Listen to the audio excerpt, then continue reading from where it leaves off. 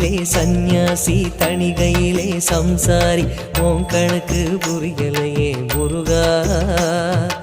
ஆறு படை மீதிலே 100 முகம் காட்டுற ஆறுதலை தேடுற எந்த முகம் காட்டுவ அறியாம தவிக்கிறேனே முருகா இந்த அப்பாவி கேட்பதென்ன தவறா ஆறு படை முருகனுக்கு அரோகரா நாங்க ஆறுதல தேடுகிறோம் அரோகரா கந்தவேலு குமரவேலு அரோகரா உன கண்டு வந்தா நிம்மதிதான் அரோகரா